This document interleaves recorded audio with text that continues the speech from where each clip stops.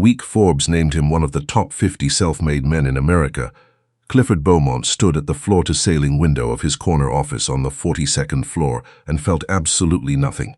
Not pride, not satisfaction, not even the faint warmth of a man who has worked for something and finally received it. Just a hollow, echoing quiet, the kind that fills a room when everyone has already left. His assistant had placed the magazine on his desk with a small smile and a quiet "Congratulations, Mr. Beaumont." He'd nodded, said thank you, and then he'd turned back to the window and stared at the city below, at all those tiny moving people living their tiny moving lives, and thought about his son. Owen would have been 11 that October. They had found the tumor the previous spring, a warm Tuesday in April, the kind of day where the dogwoods were blooming along the hospital entrance, and it felt wrong, obscenely wrong, that the world could be so gentle on a day that would split his life cleanly in two. Glioblastoma. The neurosurgeon, a careful gray-haired man named Dr. Ellsworth, had used precise language. He always used precise language. He spoke about surgical margins and chemotherapy protocols and radiation schedules and survival curves, and Clifford had sat across from him in that small consultation room with its beige walls and its box of Kleenex on the corner of the desk and understood almost none of it. Not because the words were complicated, because his son's name kept appearing in the middle of every sentence, and his brain refused to let the two things exist in the same space. His son, and words like that. Owen had been playing basketball in the driveway when they got home that night. He was wearing his old red sneakers, the ones with the fraying laces he refused to let Clifford replace, and he was working on his left-handed layup, which was terrible, which he knew was terrible, which made him laugh every time he missed. He had his mother's laugh, big and unguarded and slightly too loud for indoor spaces. Clifford had sat in the car in the driveway for 4 minutes before he trusted himself to open the door. The months that followed were a long education in the limits of money. Clifford had always believed, not consciously, but in that deep structural way that shapes a person's entire relationship with the world, that wealth was a form of protection, that enough of it could insulate you from the worst of things. He had spent 23 years building a commercial real estate empire across the Southeast, had written checks that most people would never see in a lifetime, and had privately assumed that this meant something. It did not mean what he thought. He hired the best oncologists. He flew Owen to specialists in Boston, in Houston, in Zurich. He paid for a clinical trial that cost more per month than most Americans make in a year. He renovated the east wing of their house in Savannah into something between a recovery room and a child's bedroom, a place where Owen could have his basketball posters and his video games and his IV pole all in the same space. Owen went through 2 surgeries, then radiation, then a 3rd surgery, then a newer drug that was supposed to be promising, and for 6 weeks it was, and then it wasn't. By September, Dr. Ellsworth called Clifford into the consultation room again. The box of Kleenex was in the same corner. Clifford noticed that. "We've done everything within the current standard of care," the doctor said. "And I want to be honest with you, Clifford. We're at the edge of what I can offer him. There has to be something else. There are palliative options, ways to keep him comfortable. We can talk about." "Something else," Clifford said again, quietly, not angry. Just a man who was not ready to hear the end of the sentence. Dr. Ellsworth looked at him for a long moment. He had kind eyes, this doctor. Eyes that had delivered this particular kind of news more times than any person should have to. "Take him home," he said finally. "Be with him. That's not giving up. That's the most important thing left to do." Clifford drove home alone that night. He sat in the driveway again, same as that April evening, and this time he stayed for 11 minutes. He knew because he counted. It was Vera, his housekeeper of 14 years, who first mentioned the girl. Vera was a broad-shouldered woman from coastal Georgia who had raised 4 children, mostly on her own, and had very little patience for what she called the performance of suffering, meaning the kind of grief that turned inward and silent and made a person useless to everyone around them. She had watched Clifford move through the house for 3 weeks after the last appointment like a man underwater, and she had finally decided she'd watched long enough. "There's a child," she said one morning, setting his coffee down with slightly more force than necessary. "Lives about 6 blocks over with her grandmother. Name's Addie." She paused. "Ada, actually, but everyone calls her Addie." Clifford looked up from the table where he had been staring at nothing in particular. Her grandmother is a woman named Cora. Used to be a nurse, years back. Not a regular nurse. She worked in community health over on the islands with families that couldn't get to the hospital. Learned things. Vera stopped again, choosing her words with unusual care. Different things than what they teach in school now. Vera, I'm just telling you what I know. I appreciate it. But Owen is seeing nobody, she said. Not unkindly. You just told me that yourself. He didn't answer. She picked up his empty juice glass and walked back toward the kitchen. The child comes around sometimes, she said from the doorway. Helps her grandmother with errands. Quiet little thing. Smart eyes. She stopped with her hand on the doorframe. I'm not telling you what to do. I'm just saying there are different kinds of knowing, Clifford. And right now, you've only tried one kind. He thought about it for 3 days. Then he drove the 6 blocks. Cora Beale lived in a narrow 2-story house at the end of a street where the oaks grew so close together overhead that they'd formed a kind of canopy, and the whole block existed in a permanent green-gray shade that felt like dusk even at noon. The house needed paint. The front steps had a crack running diagonally across the bottom one. There were clay pots on the porch, a dozen at least, full of plants that Clifford couldn't name. He almost didn't knock. He sat in his car in front of the house for a long time, feeling faintly ridiculous.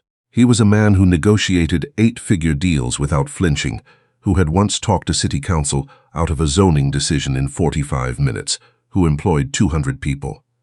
He was sitting in front of a small house with cracked steps, feeling like he had no idea what he was doing here. He knocked. Cora Beale answered the door. She was perhaps 70, with silver hair pulled back, and the particular straightness of someone who has spent a lifetime carrying things and learned not to lean. She looked at him for a moment without saying anything. My name is Clifford Beaumont, he said. My housekeeper, Vera. I know who you are, Cora said, and I know who Vera is. She opened the door a little wider. Come in then. The inside of the house smelled like dried herbs and something else he couldn't identify, something earthy and faintly sweet. There were bundles of dried plants hanging from the kitchen doorframe.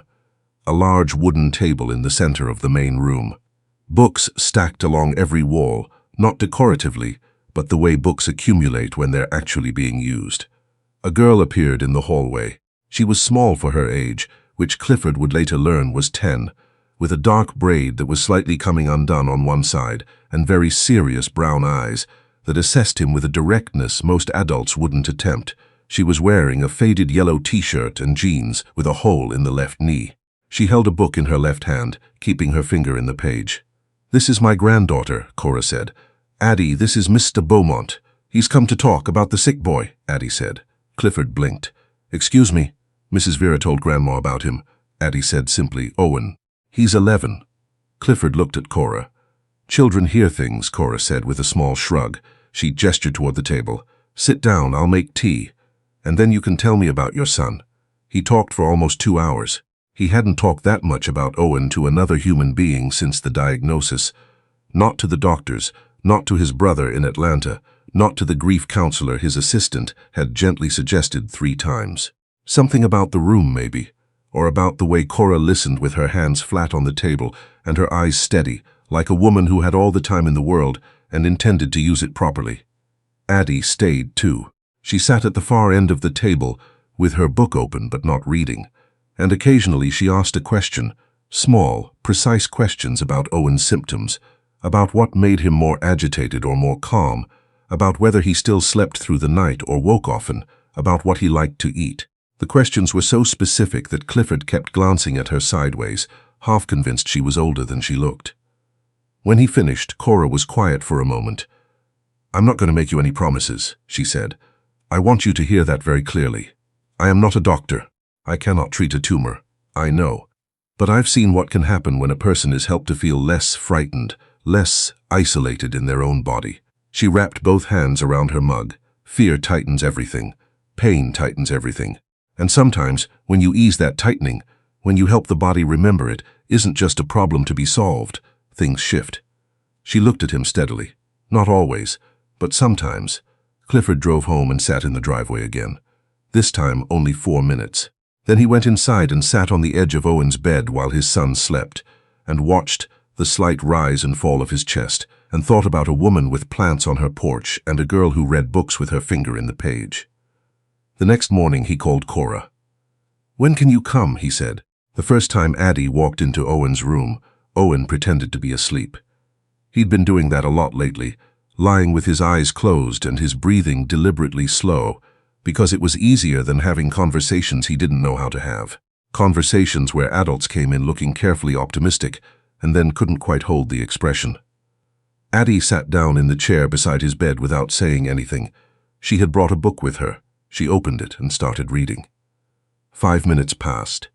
"You're not going to say anything," Owen said, without opening his eyes. "Not if you're asleep," Addie said. He opened his eyes. She was looking at him over the top of her book, with those very direct brown eyes, and she did not look careful or optimistic. She looked like someone who found the situation interesting in a practical sort of way. "You're the girl," he said.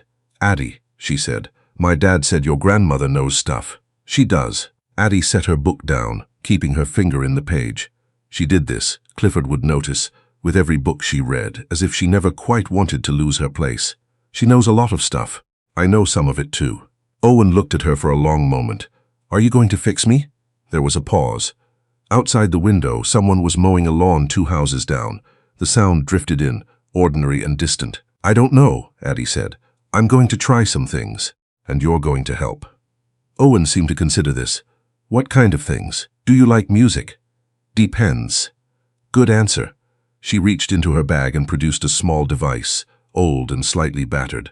"My grandmother says sound does things to the body that medicine doesn't always reach. I'm not sure why it works. She says that's okay. She says sometimes you can know that something works before you understand why." Owen stared at the device. "What is that?"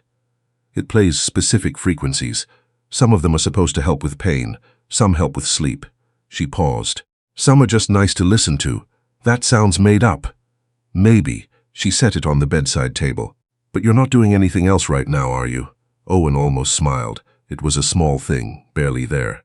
But Clifford, who was standing just outside the door, where he'd been listening the whole time, and had been unable to make himself leave, saw it. And something in his chest, which had been wound tight as a clock spring for 6 months, shifted, fractionally, tentatively, towards something that wasn't quite hope, but was at least the memory of it. Cora came every other day. She brought teas brewed from plants she grew herself, plants she named for Owen in careful detail, not because she expected him to remember, but because, she told Clifford privately, it helped for a person to know what was being asked of their body. She showed Clifford how to do a particular kind of gentle pressure massage along Owen's arms and the back of his neck. Not medical, not clinical, just an old technique she'd learned from a woman in her 40s on St. Simon's Island who had learned it from her grandmother, who had learned it from her grandmother. "This is physical therapy," Clifford said carefully the first time Cora showed him. "Parts of it are," Cora agreed. "Parts of it are older than that." Addie came every day. That surprised Clifford most. He had half expected the arrangement to be occasional, peripheral, Cora coming to consult, Addie tagging along sometimes. Instead, Addie became a fixture in Owen's room the way a piece of furniture becomes a fixture.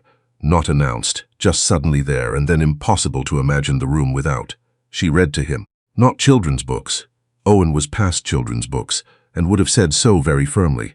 But the books she was reading herself, adventure stories and nature writing, and one long, wonderful book about a boy who sailed across the Pacific alone at 14, which Owen requested she reread twice in different spots before she'd even finished it the first time.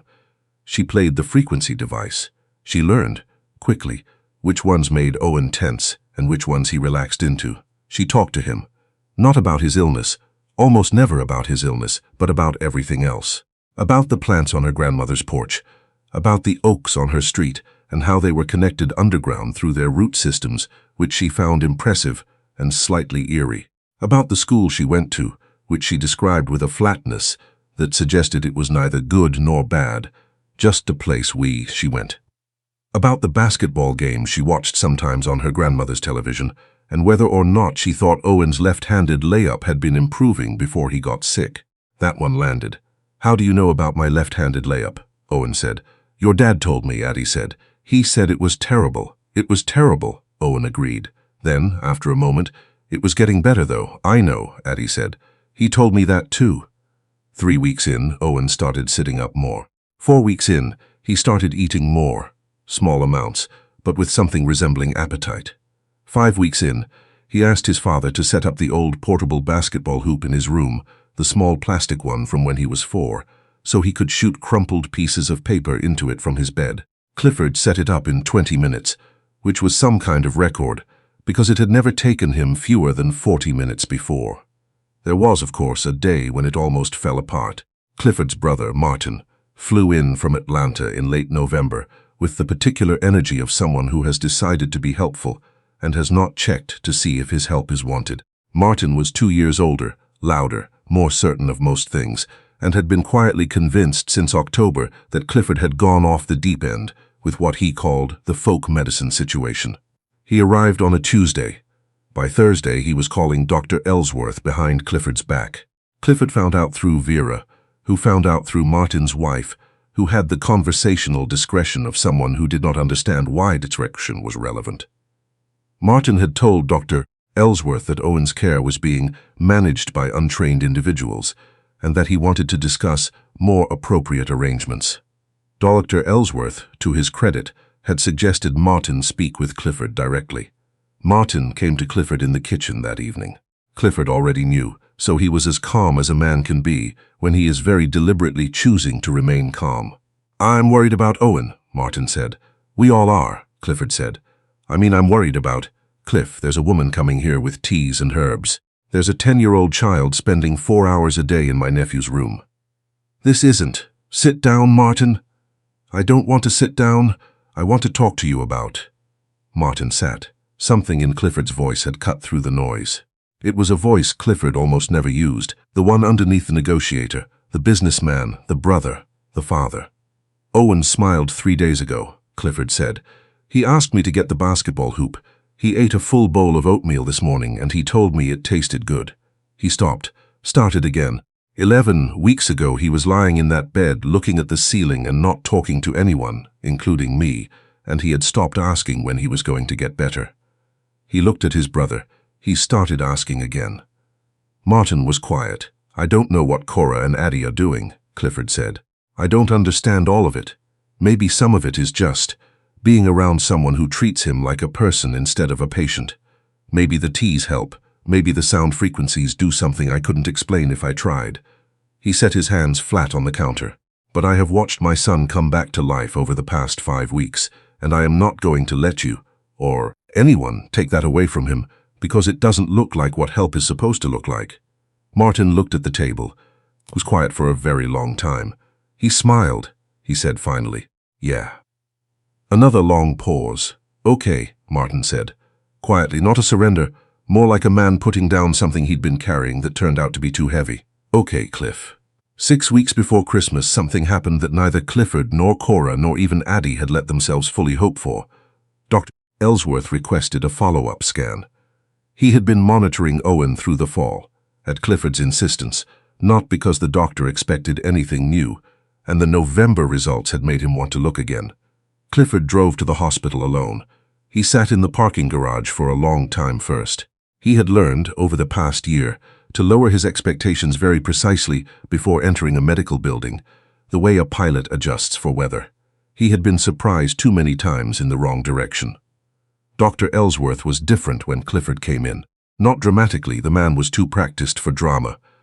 But there was something careful in the way he arranged himself behind the desk, something that wasn't the tired compassion of previous visits. He showed Clifford the scans side by side. He explained what Clifford was looking at. Clifford made him explain it again. The tumor had not disappeared. He needed to understand that, Dr. Ellsworth said. What had happened was not a cure, not a medical miracle, not anything he could put in a chart with clean language. What had happened was that the area of active growth had changed, slowed. In one region, there was what appeared to be a slight reduction.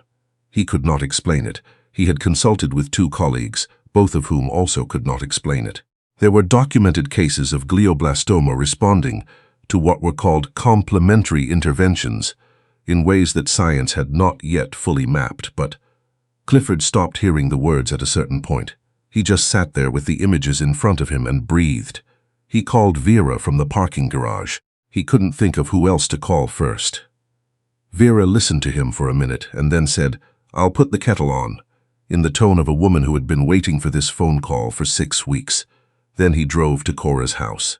Addie was on the porch when he pulled up, sitting on the top step reading, which she seemed to do whenever she was waiting for something, without knowing she was waiting for it. She looked up when his car stopped. He walked up the path and stood at the bottom of the cracked step. He had intended to be composed. He was not particularly composed. "The scan changed," he said. His voice did something unsteady on the last word. Addie looked at him for a long moment. She had the careful stillness of a child who has been around adults in difficult situations and learned not to react faster than she understood. "Good changed," she said. "Good changed," he said. Not finished, not done, but good changed." Addie nodded. She tucked her bookmark carefully into her page, set the book beside her on the step, and then she stood up and hugged him. She was small. The top of her head reached his chest. Her arms went around him with the unreserved certainty of a child who has decided something and acts on it fully. And Clifford stood there on the cracked front step of Cora Beale's narrow house and held on to this 10-year-old girl who smelled like dried herbs and book pages, and he let himself cry for the first time in over a year. Cora appeared in the doorway a moment later. She looked at the two of them and said nothing. She just opened the door wider. Owen came home from the hospital for the last time on a Wednesday in early spring, not because there was nothing left to do, but because home was where he needed to be while they waited and watched and continued with the things that seemed to be helping. Dr. Ellsworth had a new protocol now that combined conventional monitoring with something he'd started calling integrated support, which was careful doctor language for the fact that he had stopped dismissing what Cora and Addie were doing and had started taking quiet notes. The oak trees on Cora's street were budding when Clifford drove Addie home. That afternoon, the tiny new leaves bright green against the gray-green shadows. Addie sat in the passenger seat with her book in her lap, and for a while they drove in comfortable silence. "Can I ask you something?" Clifford said. "Sure," said Addie. "When you first came to Owen's room, were you scared?" Addie thought about this the way she thought about everything, fully, without rushing. "No," she said. "I was careful." She looked out the window at the passing oaks. "Grandma says there's a difference. Scared means you don't know what to do. Careful means you do know, and you're paying attention." Clifford drove. "Your grandmother is a remarkable woman," he said. "I know," Addie said simply. Then after a moment, "So are you." He glanced over at her. "You let us in," she said. "Lots of people wouldn't have." She shrugged, the way 10-year-olds shrug, total and slightly elaborate. "That's not nothing." He pulled up in front of the house with the cracked step and the clay pots in the oaks forming their canopy overhead. Cora was on the porch, as he'd somehow known she would be. Addie opened the car door. Then she stopped. "Is Owen going to be okay?" she said. Not the way people sometimes asked, afraid of the answer, hoping for false comfort. The way she asked everything. Directly, because she actually wanted to know. Clifford thought about Dr. Ellsworth's careful language about scans and margins and documented cases and things science hadn't yet mapped. He thought about the basketball hoop in Owen's room and the oatmeal that tasted good and the left-handed layup that had been getting better. "I don't know," he said, "because it was the truth. But he's fighting, and he's not doing it alone anymore." He looked at her. "Because of you." Addie considered this. Then she gave him one of her small, precise nods, the kind that meant she had filed the information and found it acceptable. "Tell him I'll be there tomorrow," she said. "He owes me 3 chapters. She got out of the car and went up the cracked step without looking back, and Cora held the door open for her with one hand and lifted the other in a small wave toward Clifford. He waved back. He sat there for a while after they went inside, looking at the door, at the clay pots, at the oaks pulling light through their new leaves and scattering it across the road in shifting patches. He thought about all the things he'd believed, about what help looked like, about what protection meant, about the kind of knowing that couldn't be bought or scheduled or administered in a clinical setting. Then he started the car and drove home to his son.